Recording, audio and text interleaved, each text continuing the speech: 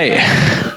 Well, so again, I'm Ben Clark. I directed the film. This was such an amazing, passionate project to get to do.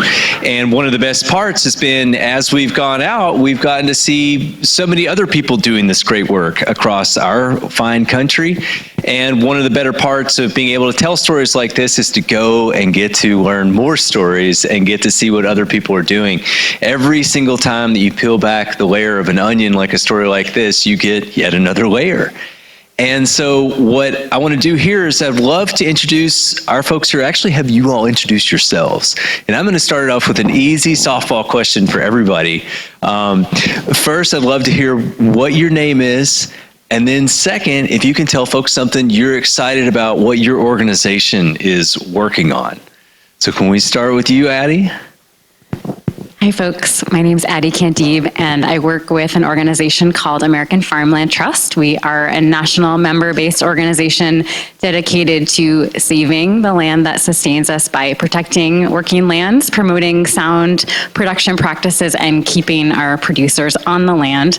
And I'm pretty excited about all of that. Hello, my name is Emmett Wild. I'm the district manager at Skagit Conservation District. We are your local special purpose non-regulatory district. We provide free technical assistance to farmers and landowners, foresters, everybody in our community. I'm really excited about all of that work, and particularly the work that we're doing to help farmers be the best stewards that they can be, and really protect and ensure that we have a strong and vibrant agricultural heritage here. Hi all, I'm Michael Kirshenbaum, the Conservation Director at Skagit Land Trust. The Land Trust is a Skagit-based nonprofit that conserves land from kind of one end of Skagit County to the other by owning habitat properties, working lands, and also working with private landowners who want to protect their land. Boy, I mean, there's a lot that the movie brought up that excites me about local work too. The thing that kept going through my mind was all the work, collaborative work that's being done across all sectors to save and restore our wild salmon populations in the marine and riparian environments. All right, hello everyone. My name is Malia Vineyard, and I feel like an imposter up here because I'm not currently involved in conservation, but I previously worked at Vermejo Park Ranch, and so that's why I'm up here tonight to share my experience. I currently work at a private travel company, and we do partner with Vermejo as one of our partners, and so I love getting to talk to people and in relation to the topic tonight, just share that people aspect of getting involved in nature. And I want to say a very special thanks to Malia for, she reached out to us and was like, hey, I used to work for Mayo. You've got to bring this film here. It went to Bellingham and it wasn't quite close enough. And I just can't thank you enough again for helping us. And then of course the Lincoln for having us here. This is really such a pleasure. Well, I would love to start with Addie right here. Addie, you know, one of the things we kind of heard from the film is that, you know, we really, like, one of the best ways to sort of support restoration and all of these great practices is to try to sort of return back to local markets. What are some positive things that are happening here in the local market, and what can people do if they aren't already participating and trying to shop more locally for their agricultural products? What might they be able to do here in order to do that? Thanks for that question. I think it won't be a surprise to many of the folks in the audience, and Emmett can speak to this as well, but I think we're in a moment where we are really experiencing a crisis of agricultural viability, that we are seeing our small farms disappear. We are seeing farms consolidate and get larger and larger. And we're seeing that for those folks on the smaller and mid-size end, it is harder and harder to make a living from farming.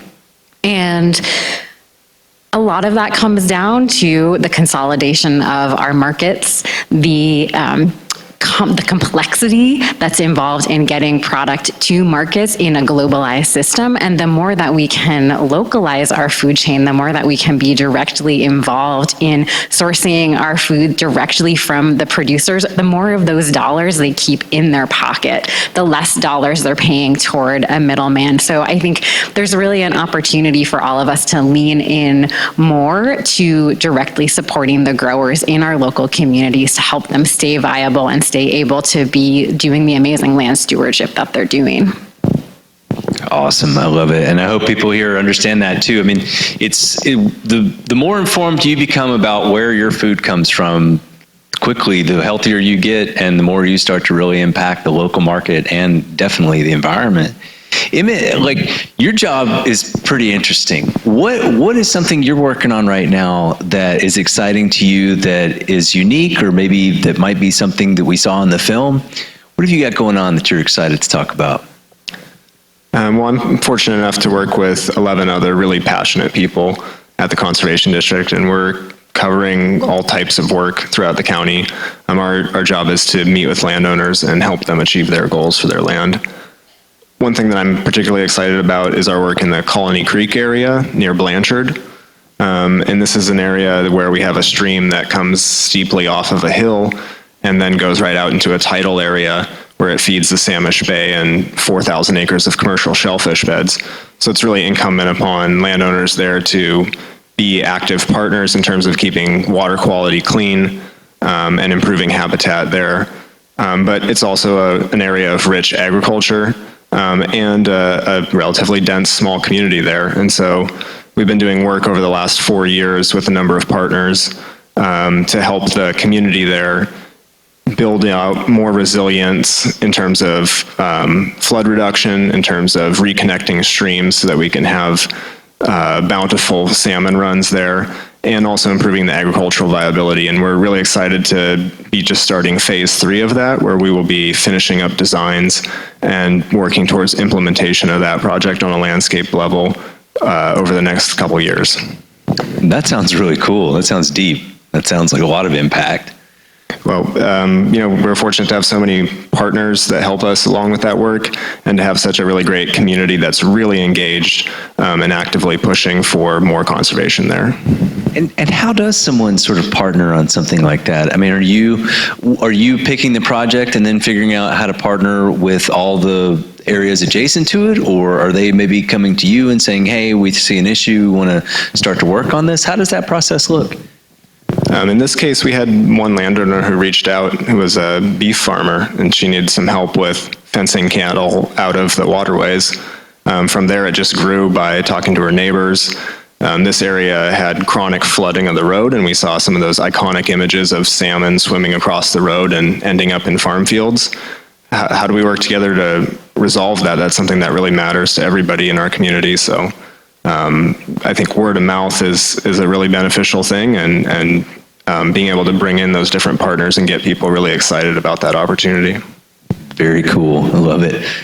Mike, the land trust down there, I mean, there is a lot of education and there's a lot of facilitation, there's a lot of opportunity for folks that want to participate in movements like this. How do you envision that? How do you work in that? And what do you do in order to continue to produce impact here? Yeah, thanks, Ben. I think a lot of the passion that your movie documented of the people working on the projects, the Land Trust and all of our organizations see in people here in Skagit County and the Skagit watershed who want to make a difference for their land. Maybe it's land that they don't own. The Land Trust is one way that they can kind of apply that passion towards working to protect land, to restore land, to make sure that our working lands stay working lands and don't get developed.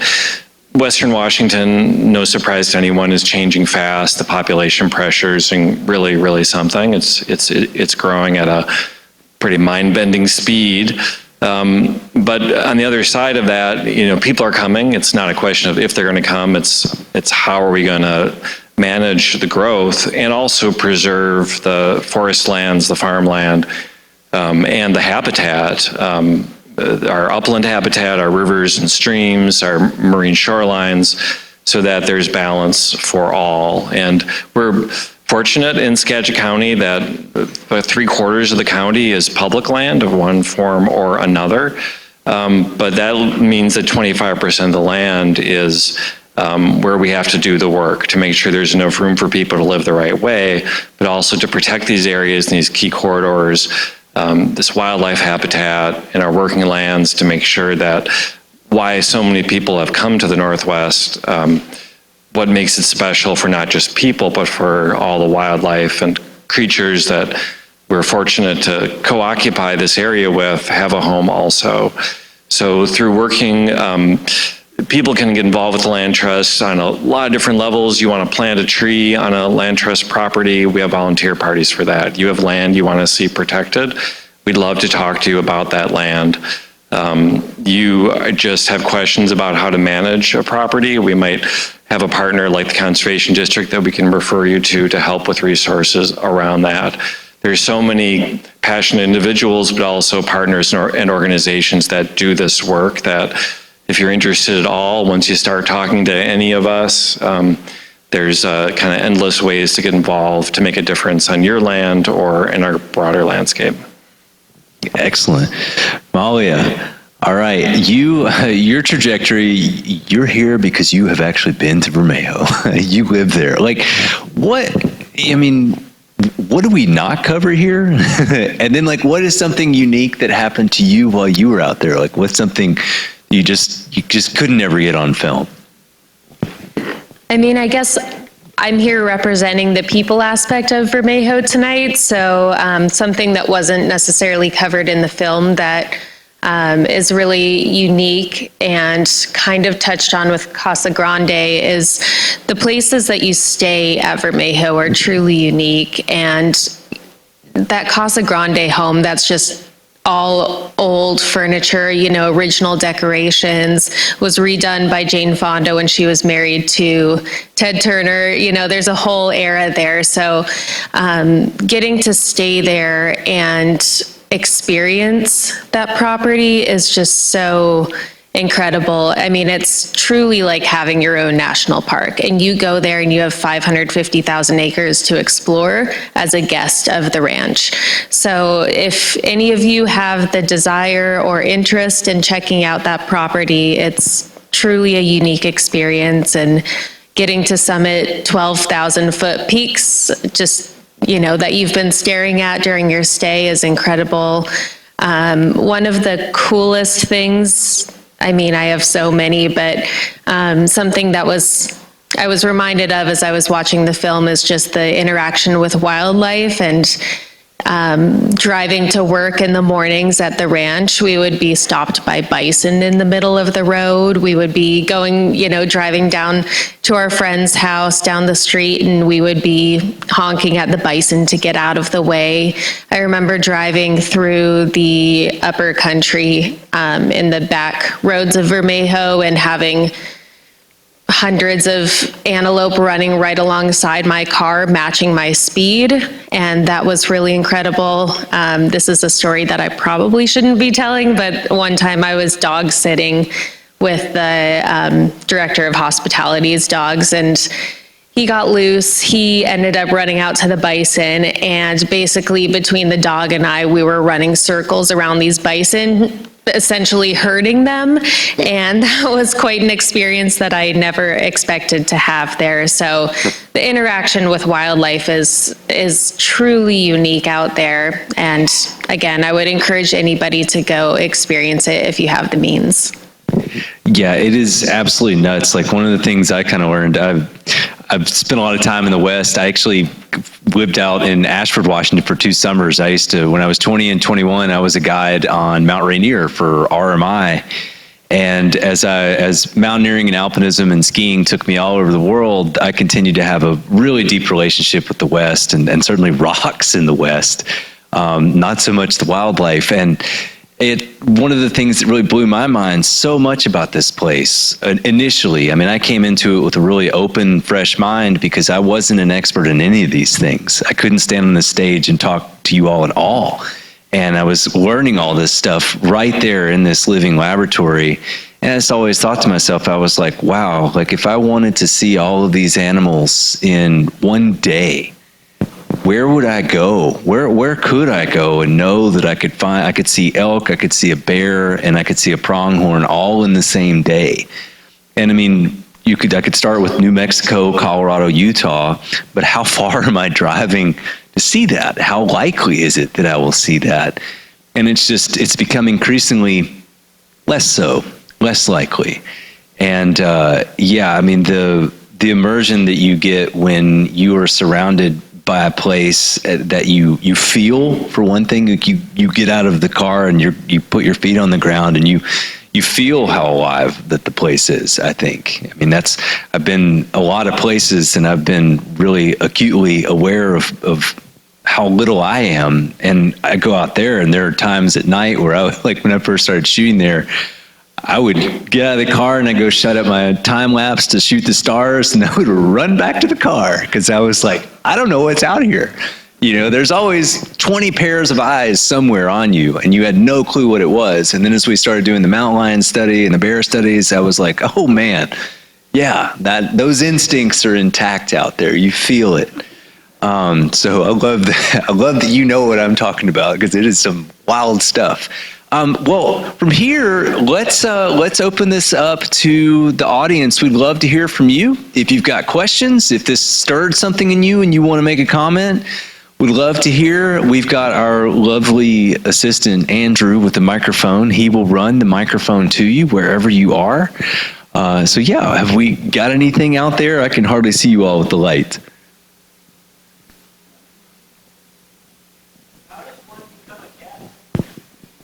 How does one become a guest? Malia, you want to answer that one? Yeah, that's a great question. It's very easy. You get onto their website and you book a room, or it's just like a standard hotel. So, you'll call the reservations team or get on their website and book. Typically, when you book a reservation there, most of the activities are included. So you're going to get to experience the trap shooting, the horseback riding, the archery, the tours, the wildlife, everything is inclusive of your stay. It's truly a unique experience. And then in the evenings, you'll be drinking, nice whiskey cocktails. You'll be eating bison. You'll be eating trout right from the ranch. So, the whole combined experience is amazing. There's not any Wi-Fi outside of the guest rooms or service, and so you're really just immersed in the wildlife and the nature. Yeah, it's a wild experience too. I mean, the balance of commerce and conservation, that's why hospitality there exists. It's along with there's the fact that there's a big table, lots of seats at it, and there is natural gas that the mineral rights were there with Pennzoil. And so those rights and the royalties from that have helped subsidize a lot on the property. But Ted made sure that all of his properties are a standalone business that has to be sustainable. There is no endowment for Vermejo to exist in the future when he dies. And Ted has spent most of his money. His plan and his edict for everybody was, you make each one of these ranches sustainable and you figure it out. And you have to protect it. This has to stay protected. And there's a large partnership with the Nature Conservancy and things like that help do a big conservation easement, because none of these children with the capital gains could ever possibly have enough cash to afford to pay off the taxes on this stuff. So hospitality was born out of, well, one thing historically, it was always there from the 1900s forward. But one of the dreams that Ted had alongside all of the conservation and keeping the forest thin and all the other things they could do to create some revenue was that people, he thought, were just better if they went to nature, if they just went outside. And so he thought it wasn't the best idea to buy out this land and not let anyone go to it. So he created this really high value, low impact opportunity for people that want to go there. The best way to get there is on a science grant, personally. But if you can go there for hospitality, you don't have to do any of the work. You can just enjoy yourself. It's really cool. And if I can just add one thing, if you're interested at all in the hunting experience, it's also a hunting ranch, which is kind of unique in the conservation world.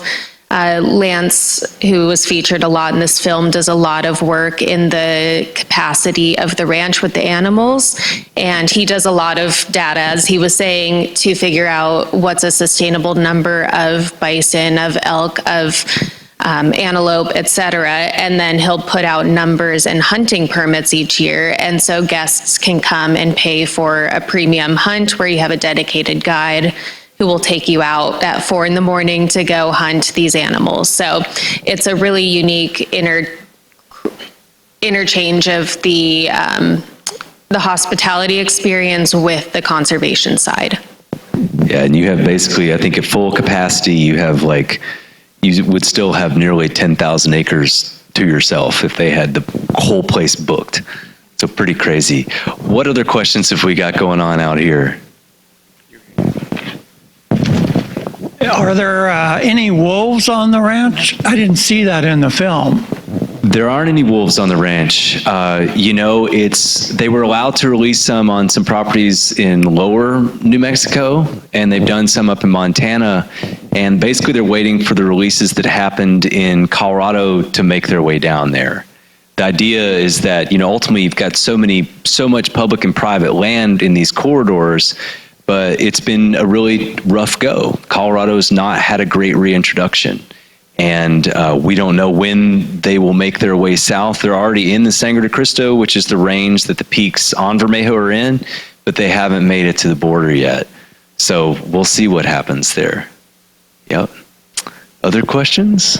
I don't like these things very much. The masonry beehive buildings, was that from indigenous people?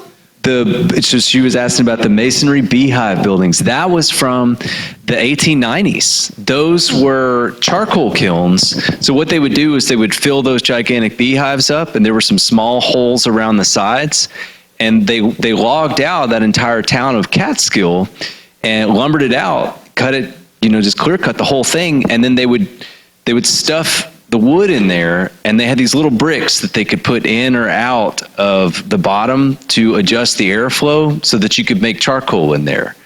And so that's what those were for. And then they would load it up through the top, and the rail actually went right to the top of those things. There was a hole on the backside of all of them, and you could look down on them at one point, and that was where the rail line went in. And then after they clear cut everything, they just one by one pulled up that rail line and pulled up and left nothing but foundations there. It's kind of a wild, when you look at it, that's how we settled the West. Some of these places were absolute busts, and some of them were booms, and that place was a bust. Yep. Oh, you bet. There's a question way over here. So my question is about, I don't like these things. The Tompkins property in Chile was something that I paid a lot of attention to in the early 90s, and then this amount of land being privately protected, and being a strong advocate for the Skagit Land Trust and public access. My question, I guess, maybe goes to your audience, your panel, is when it comes to this much land and probably the cost when the word means is brought up to be able to access it, how do we acknowledge privatization of land at such a large scale with no public access? I guess I have the microphone first, so I'll try to answer that. I don't, I guess, have the experience to answer that question directly. It's a different, maybe, equation here.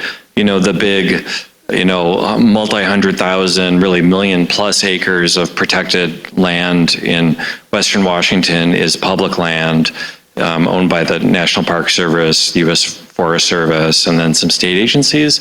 And those, by nature, are open to public access.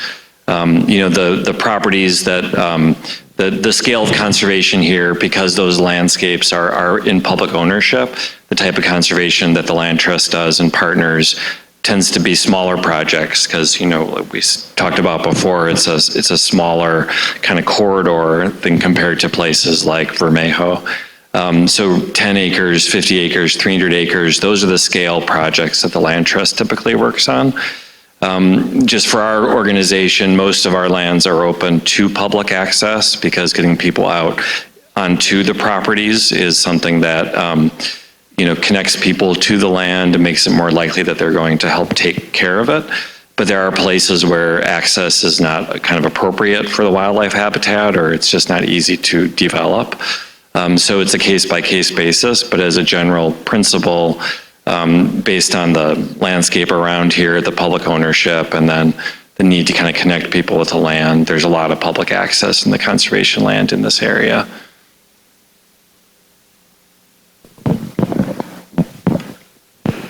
I think the question was along the lines of what do we do about all of this land being consolidated and private ownership? And I think, first of all, we have to start by reckoning with the fact that that's the system that we've created. We've created a system wherein we accumulate wealth through the accumulation of land. And if anyone in the room here has a pension, there's a good chance that your pension is invested in the ownership and stewardship of agricultural land because it's been determined to be a very secure investment. So we have created a system where our wealth is attached to the private land that we have. And I think the amount of public land we have in Western Washington really is a privilege, and that's not the norm. And I don't think we can go forth and expect that to be the norm. I also think we have to disentangle the very complex relationship between wealth building and conservation. You alluded to it earlier, that it is financially beneficial for the Turner family to have an easement on their property because it helps them to avoid a tax burden. So it's complicated, it's messy. There's not a single sort of easy through line here other than to say, yes, we should be asking that question. Yes, we should be pushing for more public land and more land that is available to public access, but we can't go into the conversation ever expecting that that's going to be the norm, because that's not the system that we've created for ourselves. Yeah, and it seems like this system, when you see the larger scale systems that are privatized, and you see it being like in the case of Tompkins or the case of the Turners, and certainly other landowners are also doing the same thing. You know, the inroads they've made, of course, everyone has all this curiosity about why they're doing it. Why is Chris Tompkins and Doug Tompkins, why are they buying 2 million acres in South America? What were they going to do? And I mean, everything you could imagine was thrown at them, that they were going to be hosting, orgies, or they were going to be mining everything, or they were going to be doing secret experiments. I mean, people had all these ideas, and it seems like to me, once the dust settled and people understood what was going on, they saw that all these folks are trying to actually support the local communities and trying to actually invite and encourage the local community to become a part of what they're doing so that they can actually steward the land. And I think we're often working with a lot of misconceptions, right? People have big ideas, they go out, they're not experts at land, but they're experts at accumulating wealth. And then suddenly they go, well, I'll find the best experts in conservation, and then they can't. And then they have to figure it out for themselves. And that's kind of what happened in South America. And that was a tough road for them. North America, I think that Ted Turner was able to assemble a pretty amazing team. And the way he's managed it, I mean, some of the things that I'm always hearing is it's like, well, 30% of the wildlife that we have is going to be on public land. So of course, we really need that support system. But what are we going to do with the rest of that land that also has all that wildlife? And when you factor in that 17 of the states are 90% private, like some states don't even have 2% public land. You start to look at the bigger system and say, wow, if you want to even hunt, if you want to hike, you got to pay to do anything. So yeah, I mean, I think always taking a look at the system and figuring out what we can do to maybe lever it open a little bit if that's what we need, or in cases like this, your local conservation district, your local land trust, I mean, this new hybrid model where we're starting to understand that it's important to not only steward the public land and the private land, but to try to steward the private land the best we can with those landowners so that when it comes back to maybe our consumptive behavior for the hunters and the anglers out there, that those animals are coming back from a great habitat into another great habitat. Where we run into trouble is when they come off of public land and there is no habitat, and they're looking for a place to bed down for the winter and to calve, or to, in the case of the bears, have their cubs. So yeah, it's, as I think Leslie Allison says in the film, land management is complicated, isn't it? And no matter who owns it. Hopefully that answers your question a little bit. It's a tough one. Next question. Yes. Thank you. In the film, you showed a little bit about the archaeology in the area and some of the items that are discovered. My question is about the partnership with ranches nearby. What about partnerships with the local indigenous communities, and do they come in to do sacred rite events there? That is a really great question. So the local culture there, because this was originally a 1.7 million acre land grant that was a product of the Treaty of Guadalupe Hidalgo, which ended the Mexican-American War in 1848. And when that happened, that piece of land fell into the hands of a guy named Lucian Maxwell. And at that point in time, we didn't quite know how to define private property. It had been defined in English terms, but it hadn't really been defined in America per se. So in 1888, a local named Charles Springer, or Frank Springer, went and petitioned to the Supreme Court that the Dutch consortium that then bought a large section of this 1.7 million acre land grant did in fact have private property rights and ownership, and that this land grant from Governor Armijo in the Treaty of Guadalupe Hidalgo would in fact stand. Because people, settlers, everyone, trappers from everywhere were running off the indigenous people. They were running off anyone coming in there. I mean, it was as Wild West as it gets. There are a number of really great books that were written about that time. The unfortunate part is that, as many people know, in the southwest of the United States, especially the Four Corners region encompassing Arizona, Utah, New Mexico, and Colorado, there was a great drought in the 12th and 13th century that forced a lot of the culture there to assimilate into the surrounding tribes and surrounding cultures, where they could go and they could find resource again. So a lot of people, and it's really well documented when you get into southeast Utah, into areas like Cedar Mesa, Bears Ears, which is a major contentious monument, a monument really to human history more than anything else. You start to see just how drastic it got at that time, and why people moved off. So that's the first part of what happened to the history there for folks who don't know that context. The second part would be the only way that we knew the history of Vermejo and any of those indigenous sites came from a cultural resource management plan that was part of the Chevron mining that took place before Ted could basically buy it and they ran out of coal. The issue there was they brought in Stephen Mack, who was the archaeologist here. He cataloged 297 sites that they went and visited. And he did that for the mining company. That had nothing to do with Ted Turner, nothing to do with Vermejo. That was on mining property at that time. And they cataloged all those things, and he went and he visited all those things, and ultimately that was just so that they would know what was there, and the mining company could go and do do their will, go and extract. Vermejo has taken a lot of steps to preserve the sites that they do know exist. It's something that they don't go out of their way to I think, go and create any impact around. The problem with the local tribes, as you suggested, are they coming back and doing any type of sacred ritual and things like that? The answer there is no. And that's because they have genuinely tried incredibly hard to figure out who will claim this place, who is actually here. because there's been a number of interviews and a lot of conversations, and I'll get to how those came to be in a moment. But ultimately, as they found all these things, nobody had ever even seen that bark painting that is in there.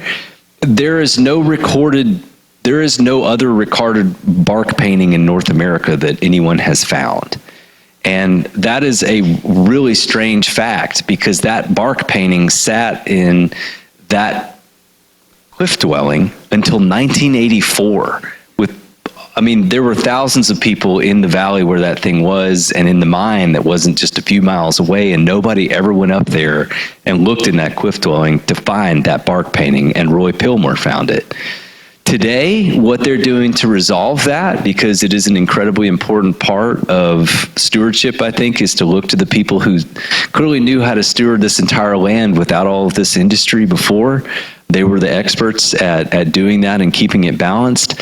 Today, there's a large piece of property called Dawson that has been bought for $90 million. It's around 50,000 acres. It is actually the site of the two largest mining accidents in North American history that killed over 200 people twice. Coal mine had a fire and ripped a 120-foot flame out of its mouth. All the men in the town died. There was actually a film made about this, like a fatherless town. And today, that land has just been sitting there because no one could do anything with it. So 9 different tribes, a 9-tribe coalition has come together. Nature Conservancy is matching their dollar value, which cranked it up to around $90 million to buy this property. They're going to be using that property with Vermejo's staff and skill to bring indigenous people there to train them to do what Lance does. Lance is from the Sandia Pueblo. He grew up in a reservation of, I think it was around 22,000 acres large, just north of Albuquerque. So finally, with this piece of property, with this very intact relationship with these 9 different tribes that they've been building for a long time, they were trying to figure out something to do with them. And then when the Dawson thing came up and they could purchase it, they were like, this is our chance to really help indigenous people here get into these programs and get a leg up and to create this living laboratory where they can now facilitate more of that. So it's more forward-looking, but I really appreciate the question, because how can you talk about history, especially in the United States and especially in the West, without indigenous people being at the very front of that? You really can't talk about it. And it's a real shame that we don't have any more than just the oral history that we have from Vermejo, which really was very nondescript or not often factual enough for me to feel comfortable making any assumptions, because I feel like it'd be better to be just not cover it than to be wrong. But here, I really hope we will see, I know in the future we will definitely be seeing a really great integration of indigenous culture and them recapturing some of these methods and ideally getting back into the pipeline to managing large landscapes like this, because there, just simply put, wasn't anybody better before and probably won't be anybody better since. So thank you so much for that question. Next question. This question is for the Land Trust and Conservation District. As part of your salmon restoration projects, are you engaged in beaver restoration in the county?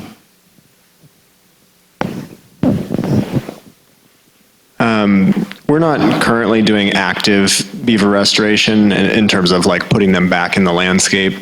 We do help landowners manage beavers. I worked with a dairy farm that was the recipient of a whole bunch of beavers when the hillside above them was developed and turned into lots and lots of houses. And so that really changed their dynamic, and we had to work with the farmer to think about timing of managing dams that could be a benefit for them, right? So, you know, getting that water off in the spring so they can start to get out there and work their fields, but then maybe allowing the beavers to come back in, build those dams up and sub-irrigate the fields so that they're saving water, their crops are healthier, they're getting a better yield. That's the kind of work we can do there. And then also in some sites, helping to exclude beavers from culverts and drainage systems so we're not seeing flooding, and managing those resources better for the whole ecosystem there. Yeah, it's similar to what Emmett said. We don't necessarily kind of place beavers on properties, but they don't need much invitation. I'll tell a little quick story about a land trust property. The Barney Lake Conservation Area, some people might know if you're driving east on College Way, heading towards Big Rock in that area, there's a really large wetland complex and some streams kind of off to the north. Big open fields and kind of all that. And about 10 years ago, we partnered with Skagit County and Ducks Unlimited to take, and this is like a mini version of some of the stuff that the movie showed, to take a stream that had been ditched for agricultural purposes into a straight, narrow ditch that had very little water quality or habitat quality. So we had this project using state grant funds to try to take that stream out of the ditch and meander it into these nice kind of bends and oxbows before it reaches the Nookachamps to improve water quality and fish habitat and kind of all that stuff. About a year after we did that project, the beavers moved in and they started creating dams, which really not what the engineers thought was going to happen necessarily, but in hindsight, that would have been the natural kind of state of that landscape. And being able to pull that creek out of the ditch, even though it didn't kind of stick to this meander like we designed it, it gave the beavers an opportunity to recreate what would have been the historic conditions in that area. So restoration projects, working on these smaller scale lands even, if you build something that is responsive to natural conditions, the end product is going to be pretty good. And beavers are a huge driver of that in our landscape. You know, they can flood out roads and things like that, so there are kind of limits where people live to beavers doing everything they would naturally do. But the return of beavers in places as close as we can get to populations can have huge impacts. And one last little thing, I was at a beaver habitat training a couple of years ago, or more than that, but there was somebody from the Mount Baker Snoqualmie National Forest, and they had a project where they were taking beavers who were being relocated from agricultural areas, farmlands next to cities where they were nuisance animals, so to speak, and they were getting flown in to the headwaters of creeks way up near Index and places like that, up the Snoqualmie and the Stillaguamish and all those headwaters areas, and dropped by helicopter in these little alder cages that they could then eat their way out of, and it was a little bit of a food source. But then they would start damming some of the upper streams and watersheds where they had been extirpated from a long time ago, and the downstream water quality benefits from that were profound, is what they were finding. It was damming up water during the dry season, during our summers, and releasing water and keeping stream flows up in places where they had gone dry or they were very low, and it was reducing water temperatures and all these great things. So beavers can be a great driver of landscape improvements in all parts of the country, or most parts of the country, I would say. All right, next question.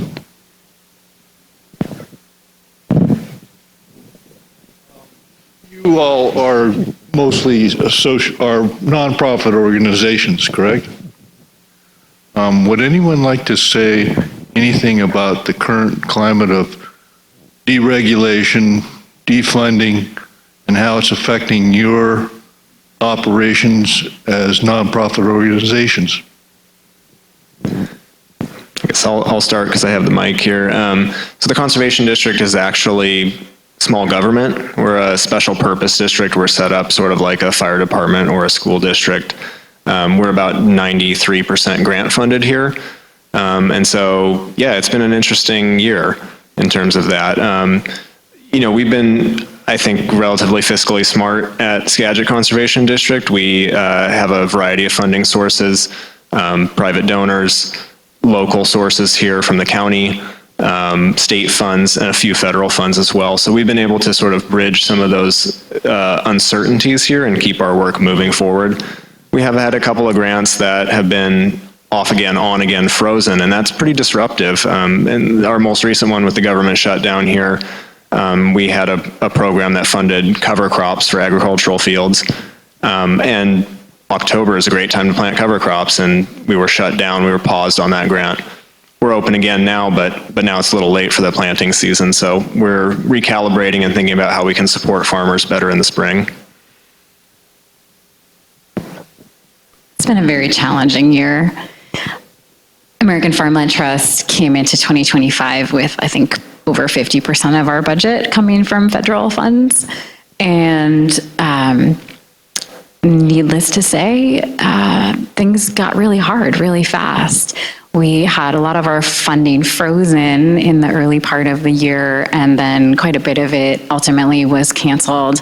And just to give you a little taste of that, my team here in the Pacific Northwest had been the lead on a $1.3 million grant to collaborate with a number of organizations across Washington, Oregon, and Northern California to help our small-scale producers really deal with the increasing aridification of our region. And we were deploying soil moisture sensors out into small farms, training them on how to better manage their crops to use less water. We were doing some case studies and peer-to-peer learning.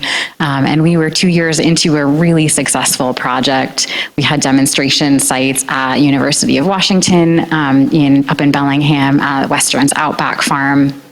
And in May, we received word that that project was canceled, and the language that was used in the letter to explain why it was being canceled was one of the saddest moments of my career.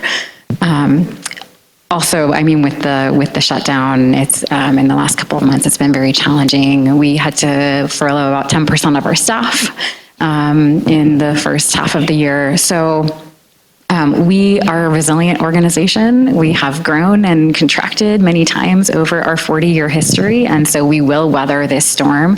We have successfully been able to maintain strong working relationships with USDA, no matter who is in the Oval Office, so we will continue to do that. But it really has taken a toll on the morale and mental health of people who are working in this field. So if you know anyone who's working in conservation, working in government, working in agriculture these days, please give them an extra little bit of love and attention, because they really need it.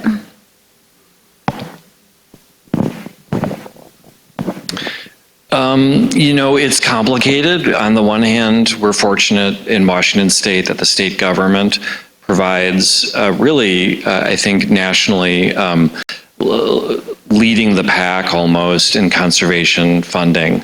So that's your tax dollars at work, protecting salmon habitat, working forests, farmlands. It's really quite a thing. So there's a lot of money that's been in the system already from state grants and from federal grants that didn't get clawed back when we thought that they might last year or about a year ago. So in the past year, I can't say in the kind of the more the habitat conservation, we've seen a huge impact. But that is certainly going to change the next year or two. A lot of those federal funds will not likely be there, and the state, like all states, is having to shoulder a lot more of the burden for human services and things like that the federal government used to pay for. So undoubtedly some of those state grants will be reduced in the coming years. So I think, the land trust, like Ben's movie showed, private land conservation is a key part of any solution. We can't avoid the importance of public policy and public funding to operate at the scale that needs to happen nationally. I think people turn to private land conservation sometimes when they feel dispirited by what's happening with public policy and public lands.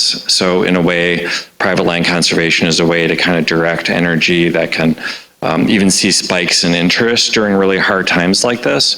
So that's great that there's ways that we all can try to make a difference at whatever scale we can operate at.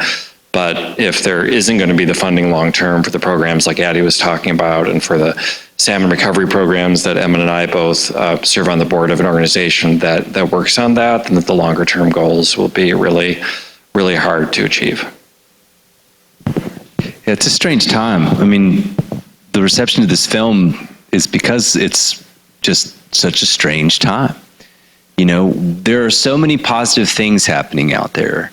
And it's really important that we focus on them and we do everything we can to nurture them.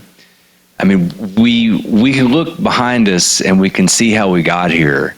And luckily, there's so many geniuses out there that can also look ahead and tell us how to get out. We have the cases. You guys are all working in it right now. You're making huge strides. And I want to applaud you for what you're doing because I know it's hard every day. Telling a story is easy when you have a great story and it's positive. But having to go out there and grind through the hard times is really tough. And, you know, as individuals, all of us, we can vote and that will affect policy, but we can spend, that will affect our policy. We can make decisions. We can have panels like this. We can do the things we can do to raise our voices and try to have these productive conversations. And I think that's the most important thing to see is it's like America is one really gigantic table. And sometimes we see a lot of seats pulled back from that table. And I'm in favor of all of them being there at some point because we're never going to get to these solutions without everyone present. And that's the crazy thing. And it's not just the economics of it, it's everyone's voices and everyone participating. Or sometimes I think people just realizing that we're participating. And then we can participate even more. So other questions out there? All right, I think that might be the end. Well, I just want to say again, thank you so much to all of you for coming here. Thank you so much for the work that you do. You know, I hope that someone will come in here and make a film about your work. You know, you deserve it. I know it's very compelling and it's very exciting and hearing what you're doing, and please keep doing it. You know, it's inspiring, it's cool. And I'm coming from Colorado where I look at what you're doing and I'm like, I wish I had another week to just go walk around with you guys and see what's happening here. Because it's really, it's profound and it's awesome and it's moving along. So thank you all again. And thank you, Malia, for wanting the film to come here, for helping me to get here, for putting, you know, these great ideas out to this wonderful group of people. And, you know, again, thank you to the Lincoln Theater and just thanks to all of you for being here. There really isn't a better dream, you know, as a filmmaker. So thank you again. Thanks to all of you. And go out there and make a difference if you like. You've got the people right here to help. All right. Good night.